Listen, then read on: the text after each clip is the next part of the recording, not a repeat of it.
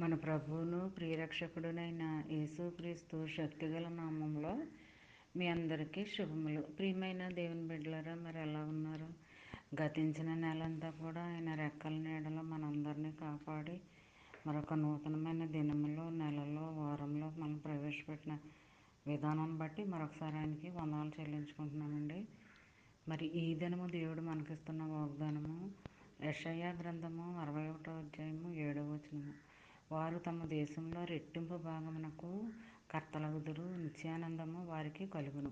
ప్రియమైన దేవుని బిడ్డలారా, మరి ఆదరణకరమైన మాట ఏంటంటే, మనము ఎక్కడున్నా సరే మరి ఏ పని చేస్తున్నప్పటికీ, అది ఉద్యోగమైనా వ్యాపారమైనా అది ఏదైనా సరే, ఒక అమ్మాలన్నా కొనాలన్నా మరి ఏదైనా నువ్వు ఎక్కడ ఏ ప్రయాణం గుండా వెళ్తున్నా మరి అందులో మరి నీకు ఘనత అనేది మరి నీకు ఇస్తానని మాట ఇస్తున్నాడండి.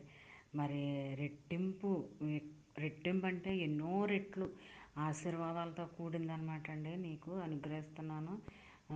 మరి అంతేకాదు, ఎప్పుడు కూడా నిత్యము నువ్వు ఆనందంగా సంతోషంగా మరి ఉంటావని మాట ఇస్తున్నాడు ఈ వాగ్దానంలో.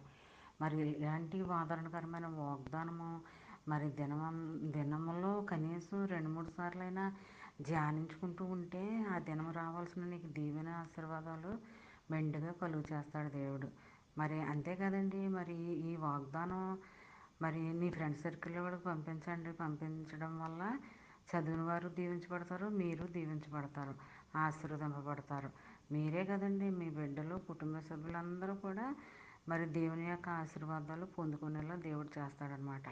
ఇలాంటి చిన్న వాగ్దానం మైండ్లో పెట్టుకుని ధ్యానించుకుంటూ మరి మరి ధ్యానంలో ఉంటూ ధ్యానించుకుంటూ బైబిల్ చదువుకుంటూ వాగ్దానాలు చదువుకుంటూ మరి దేవునికి ఇవ్వాల్సిన సమయాన్ని దేవునికి ఇస్తూ గడుపుతూ ఉంటే నీకు ఆ రోజంతా క్షేమాన్ని ఇస్తాడనమాట దేవుడు.